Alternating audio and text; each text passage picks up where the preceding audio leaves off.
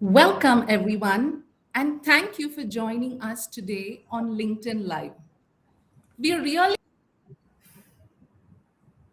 excited to have you here as we dive our hearts.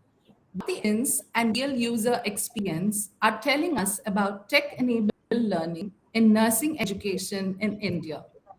At Jhpiego, we're constantly rethinking how we prepare tomorrow's health workforce. For us, technology isn't about replacing educators. It's about enabling competency based learning, whether that's through e learning, virtual, or augmented reality in simulation labs, or even AI tools that helps free up faculty time so they can focus more on mentoring, empathy, and hands on skill building.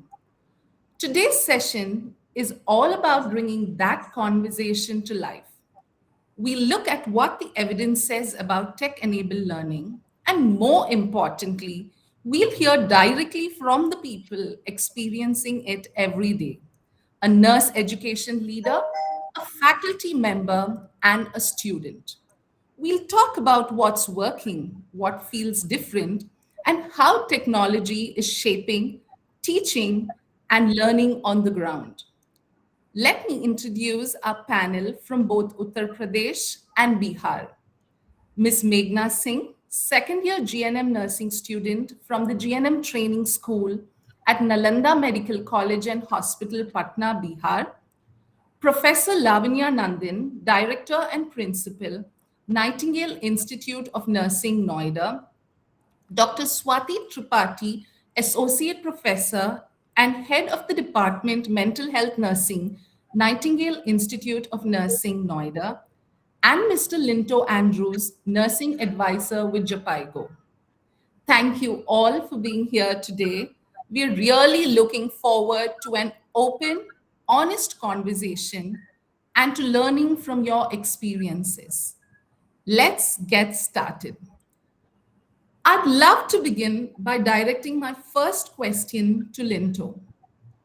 Linto, could you briefly describe the study conducted on simulation based training in pre service nursing education and the key insights you gained? Thank you, Monica, for the question. Pre-service nursing education in India is evolving well, with several new and innovative approaches being introduced. Each year, more than 3 lakh nurses graduates in India. However, sufficient clinical practice is a challenge. Jhpiego partnered with Indian Nursing Council to establish India's first national reference simulation center in 2018.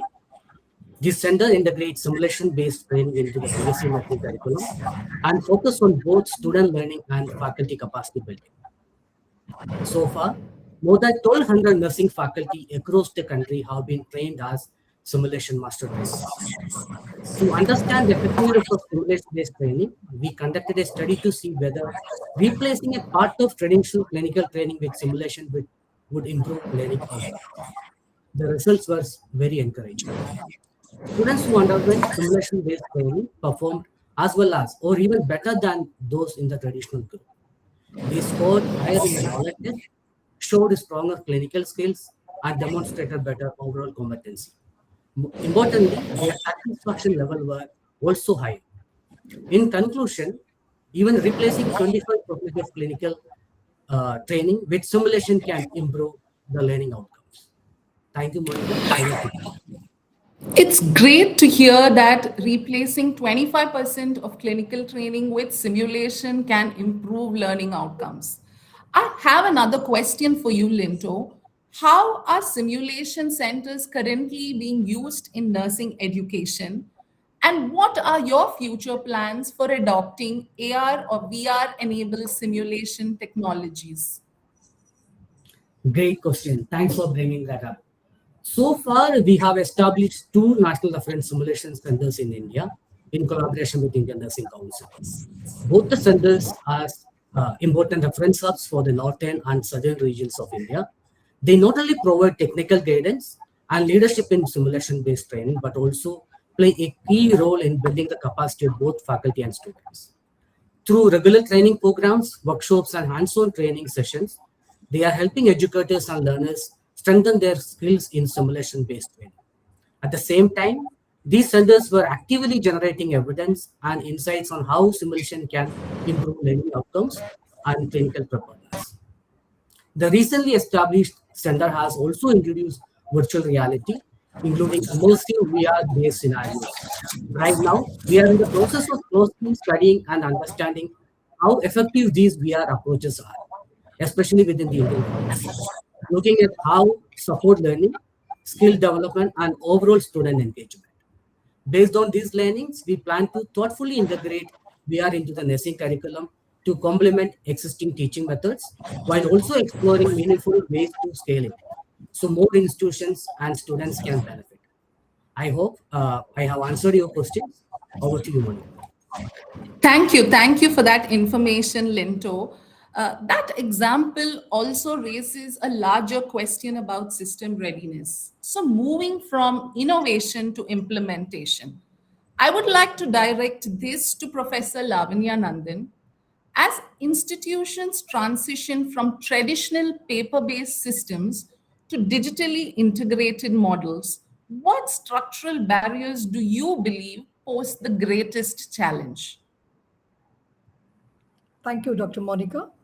That's a very important question because digitalization is definitely the way forward. But the transition is not without its challenges. We have to accept these challenges. If I look at it particularly, many universities, state nursing councils, even state government are really taking the lead, especially by promoting digital system and even providing gadgets to students like smartphones, iPad, and laptop. These are the initiatives which has been taken in India. But despite that, there are several structural barriers that institutions continue to face. One of the biggest challenges, infrastructure.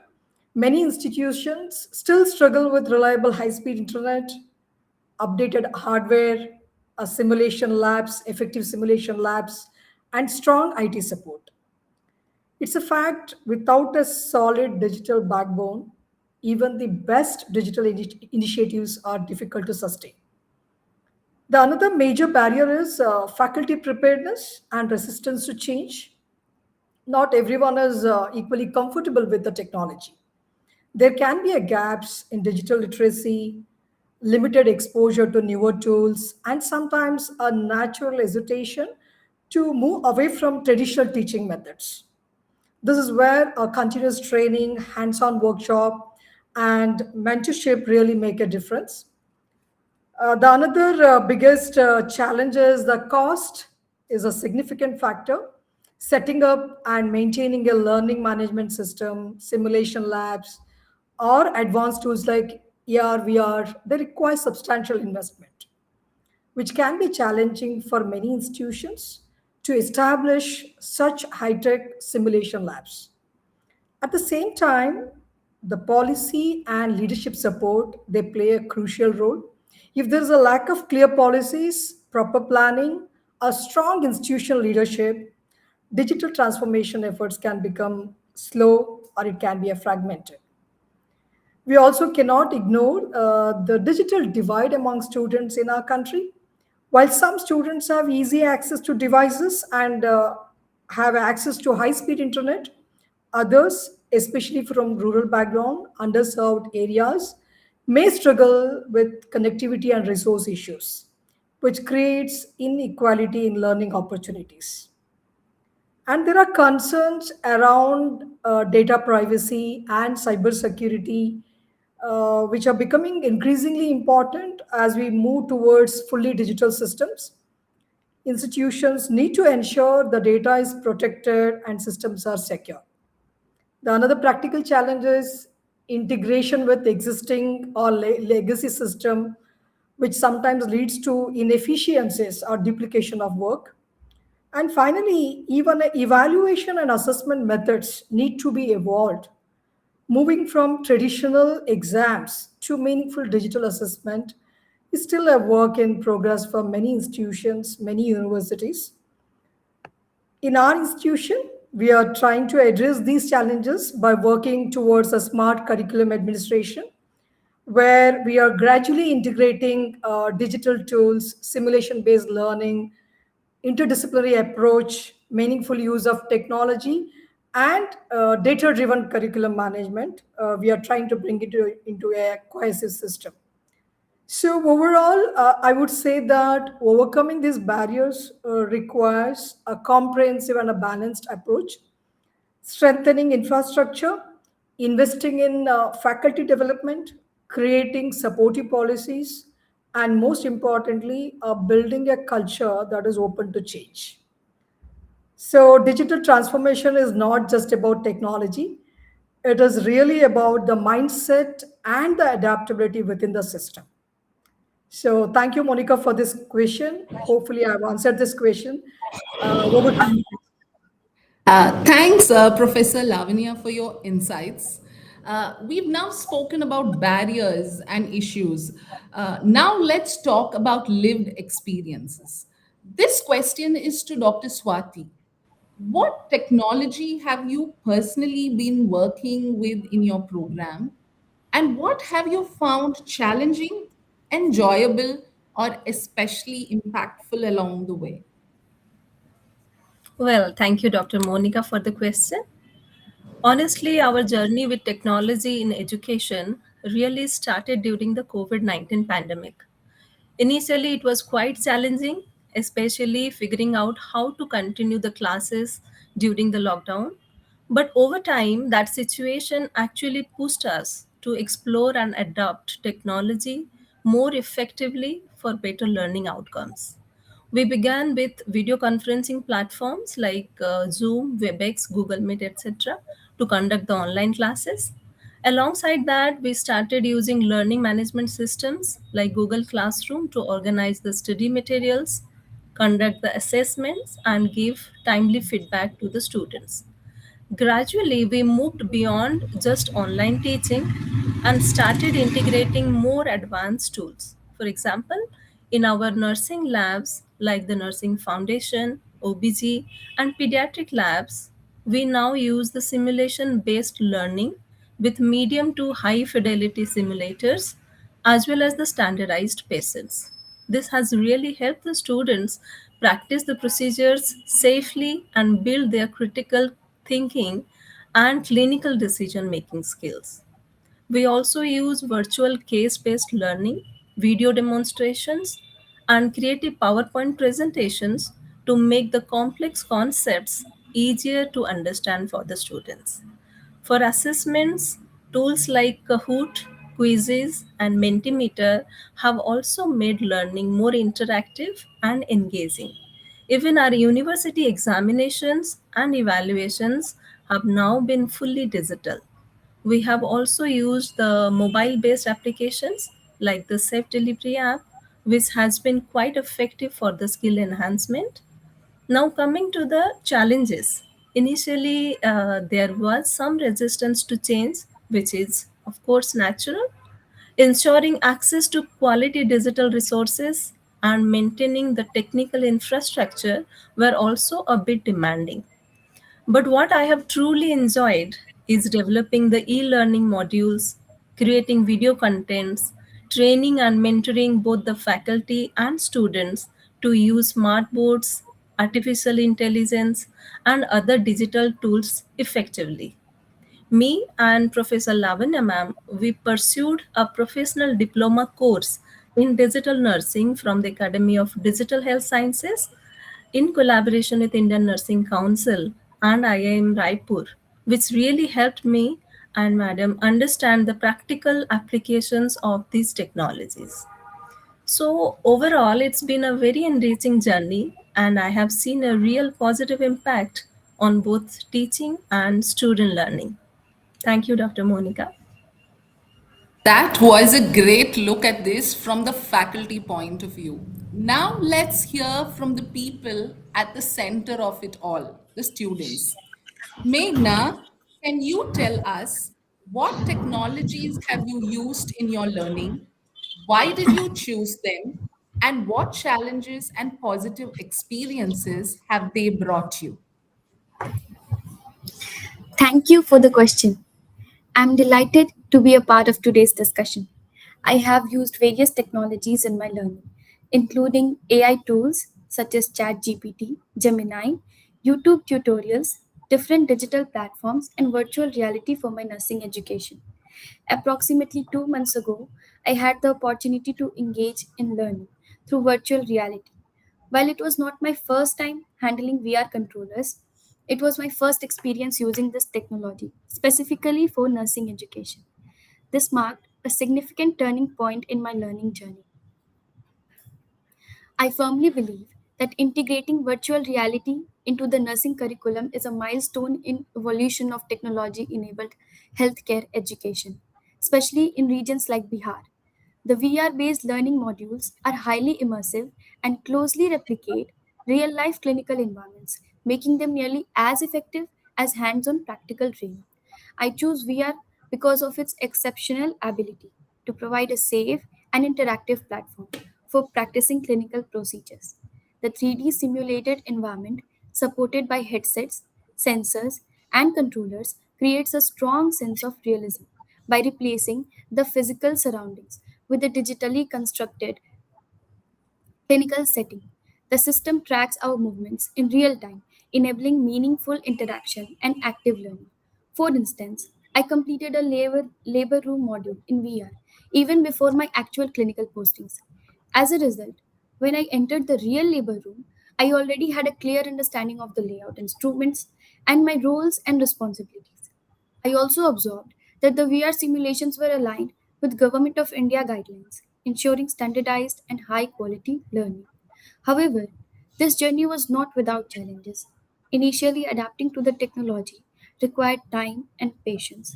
I experienced a lack of confidence while learning to operate the headset and controllers, and prolonged usage sometimes caused discomfort, such as nausea.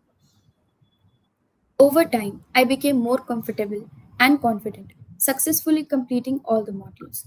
Most importantly, virtual reality provides a safe and repeatable learning environment where we can practice clinical skills multiple times without any risk to patients, an invaluable advantage in nursing education.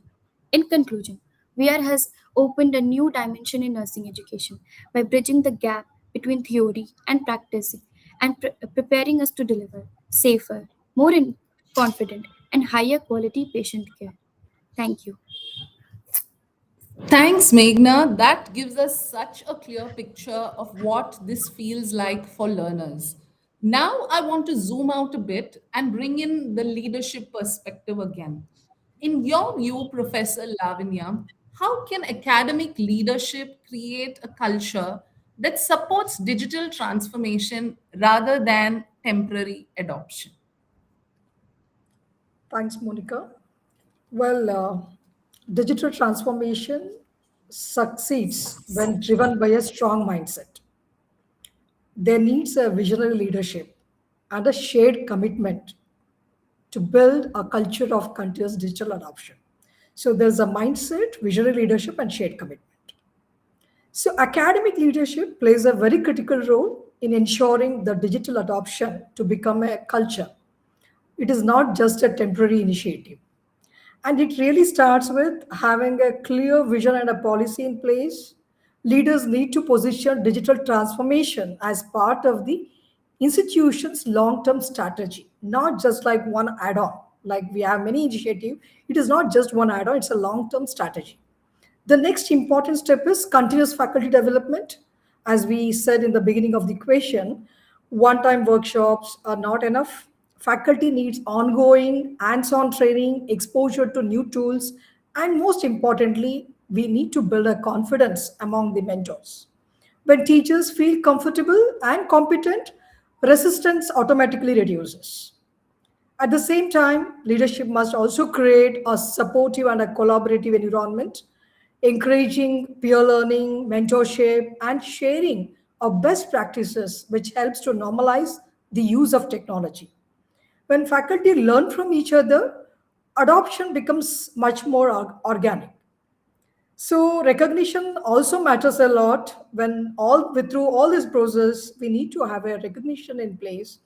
When institutions acknowledge and reward innovative teaching practices, whether through appreciations, promotions, or giving a research opportunities, it motivates faculty to go beyond the minimum and sustain their efforts. The another key area is ensuring adequate infrastructure and technical support. Faculty should not feel burdened by technology. If the system is smooth and support is available, they can focus more on teaching and learning rather than focusing on a troubleshooting. So it's also important to embed digital practices into the curriculum and the assessment system. When technology becomes part of how we teach and learn and evaluate, it naturally becomes the norm rather than an exception in the system. Leadership should also encourage a culture of experimentation where faculty feel safe to try new approaches, make mistakes, and learn from them without any fear.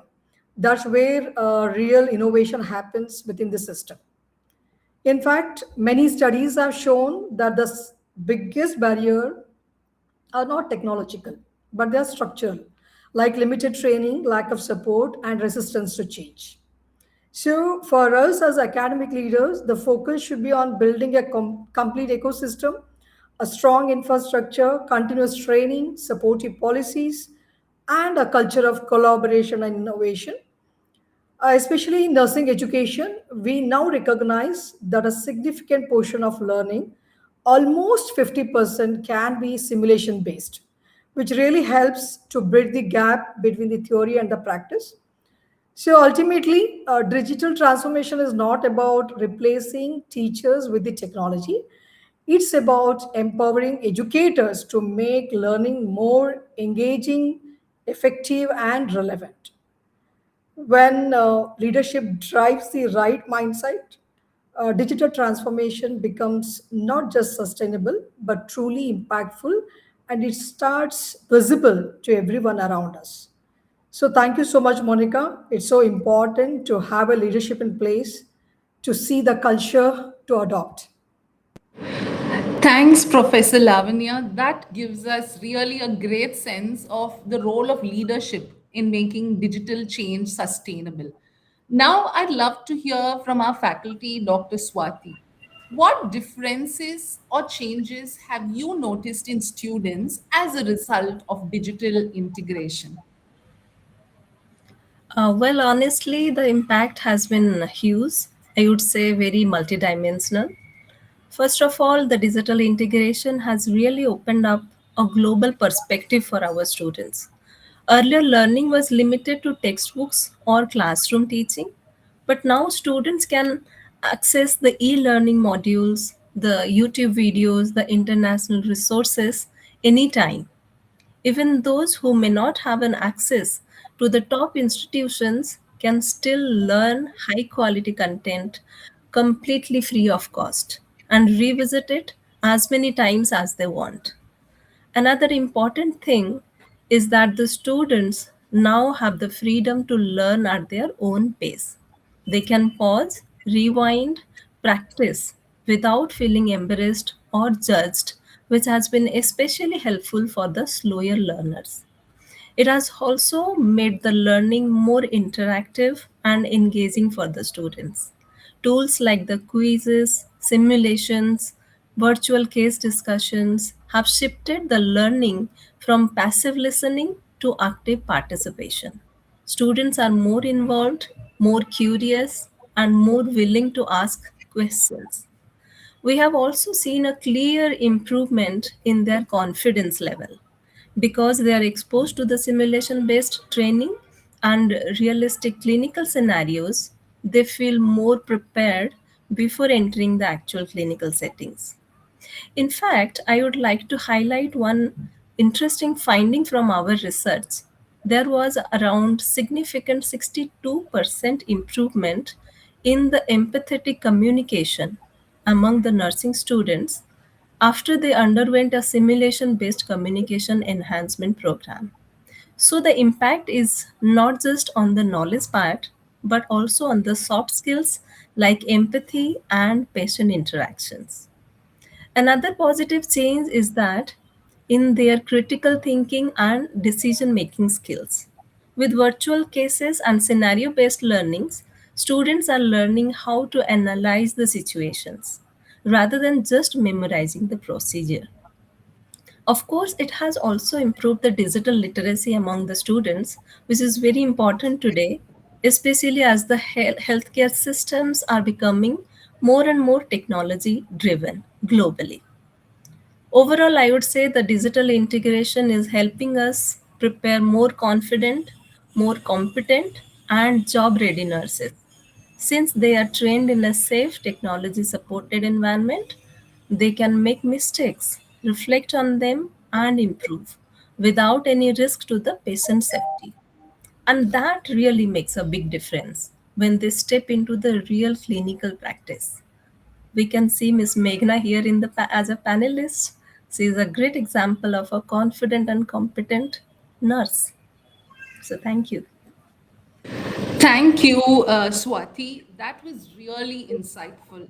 I think that nicely ties together everything we've been discussing today, from leadership to teaching to learning. We are almost at time, and I just want to pause and take stock of the key ideas we've surfaced today. Technology enabled learning, even with barriers, is having a direct impact on strengthening students' competence, confidence, and learning outcomes. Government and institutional leadership, policy, and investments have been important facilitators in transforming nursing education in India. Directly addressing the digital divide, digital literacy, and providing ongoing support and mentorship to build digitally competent students and faculty is an important and inevitable foundation. Thank you for your time, your perspectives, and your commitment to reimagining learning. Let's continue building solutions that are innovative, inclusive, and deeply human. Let me just take a moment and see if we have any questions in the chat box to address.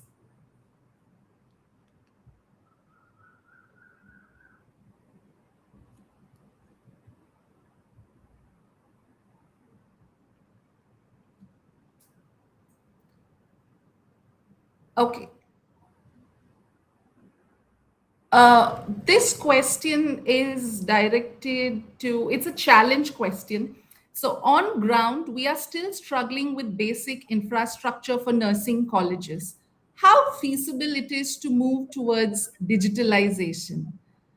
I'm curious, how can digital nursing education be made accessible and impactful for undeserved communities? Professor Lavanya Nandan, could I request you to Thank answer you. this question? Yeah, definitely. I That is what I was trying to say. Because we are a developing country, as many institutions, they are struggling with infrastructure issues. But there are norms by the Indian Nursing Council or the universities concerned with the state or the state governments. I come up with basic infrastructure, details that has to be followed. Even if any institution is abiding by these norms of the rules and regulations, I think they have a pretty good setup to take up the digitalization further. As I said, it is not a very fast move. We have to take it as a slow capsule, because this is new to everyone, not to India. It's to every country. The getting up with, growing up with, progressive with digitalization is new to all many countries at least. So let's keep the hope, because the basic infrastructure has to be followed as per the norms, right? There's no question of just go with a lesser and then compromising with the quality is not acceptable, at least when it comes to the affiliations. So this is, I think, we need to take up a very good motivational way, because it is progressive. We can do that. Already, how the curriculum can go digitalization, as Ms. Swati was saying, Already there are many platforms are available. Many institutions have gone digitalized. Students prefer this Zen Alpha, Zen Z. They want a digitalized platforms than in a classroom sitting and to listen to a faculty. So every institution has to look into this. The leadership has to look into this. The policies have to be in place to make it more digitalized. But definitely, we are not going to replace a teacher who is in the classroom. She is the soul of the class. She will be there, but technology is definitely is going to aid in terms of our visual effects, in terms of, because the gaming is another way we are teaching, then the simulation based, these are going to be really effective. There's nothing much challenge I feel if the institution is well established as per the norms. If they have compromised with the quality, definitely there's a challenge and they have to work out on the norms. Thank you. Thank, Yeah, thank you, Thank you, Professor Lavanya.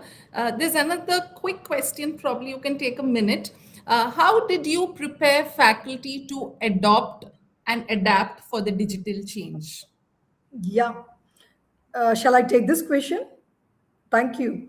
Um, it's not a very rocket science, because as everywhere there's a digital certifications are going on.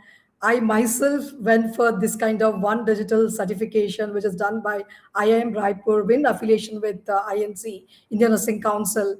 So we should look forward that kind of conferences, workshops, seminars, hands-on training, because everyone is working on this.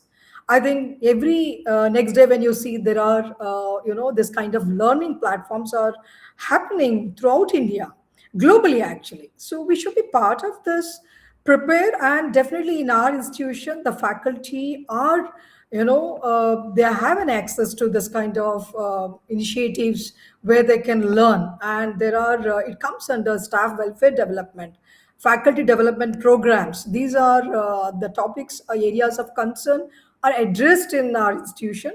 And I'm not saying completely we are digitally tech oriented institution, but definitely we are not lagging behind. If it is really going to transform in terms of curriculum is going to be digitalized, we are not lagging behind. We are well prepared. We can take up this. So this is again the leadership issue, what I feel, and the policy issue. Thank you. Thank you, Professor Lavanya. And I think, we are at the end of our LinkedIn Live. And I hope you all have learned a lot from today's discussion. So I would like to conclude by saying take care, stay curious, and see you in the next session. Thank you very much. Thank you. Thank you very much.